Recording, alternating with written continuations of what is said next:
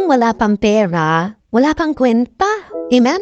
Isang masakit na katotohanan, isang mahirap na karanasan natin palagi dito sa mundo, na kapag wala pang pera, hindi ka man nakikita. Amen? Kapag wala pang pera, binabaliwala ka. Subukan niyo man po. Sabihin niyo sa pamilya niyo, wala kang pera. Diba? Naiinisan ka.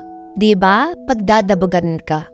Diba? Unti-unti, lalayo sila sa iyo. Makikita mo kung sino talaga yung tunay nagmamahal sa iyo. Pag wala kang pera, kung sining mananatili, kung sino'y tatanggap sa iyo, yun yung totoo, tapat, at tunay na nagmamahal sa iyo. Amen? Pero katotohanan, na pag wala tayong pera, iniiwasan tayo ng mismong pamilya at kamag-anak natin. Amen?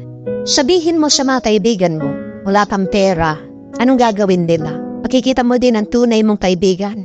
Sigurado, unti-unti iiwasan ka. Iba pag mayaman ka. Amen? Iba pag may pera ka. At sa mundong ito, ang may halaga ay yung mapera. Amen? Ang may dating ay yung may datong. Halimbawa na lang po, sa hospital, sino ba yung mga inuuna nila? Kung hindi yung mga nakakapagbayad, yung mga may pera. Amen? Sa mga bumibili ng sasakyan, pinagnimerienda pa, binibigyan pa ng pagkain, ina-assist ng mabuti. Pero sa tingin niyo po, pag pumasok ka doon sa nagtitinda na sasakyan, nagutgutin ka, butas-butas yung iyong damit, apansiling ka ba? Baka pa nga itaboy ka eh. Hindi po ba? Ang mga may pera, mabilis ang hustisya. Amen?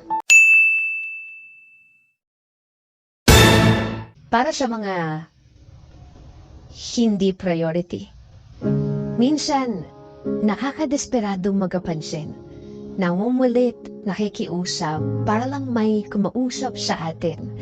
What's painful is that no one seems to care. Or maybe they just have their priorities and you are not there. Actually, you were there noong mga panahong kailangan ka nila. You were there noong mga pagkakataong nag-iisa sila. You were there noong mga oras na kailangan nila ng kahit isa lang na makikinig sa kanila. And you could only hope na ngayong ikaw naman ang nangangailangan, tenga at atensyon ang laan nila. But no one's there. No. Someone's always there. Because one beautiful realization I had in life is, we are never without God. Sa bawat pagakbang ay kanyang pag-alalay. Sa bawat sitwasyon ay kanyang pagbabantay. Sa bawat bigati ay kanyang pag-agapay. Sa bawat paghinga, buhay ang kanyang bigay. Sana, tayo naman ang mag-prioritize sa kanya. At sa susunod na kakailanganin mo nang makakasama, nandyan lang siya. Magtiwala ka. God bless.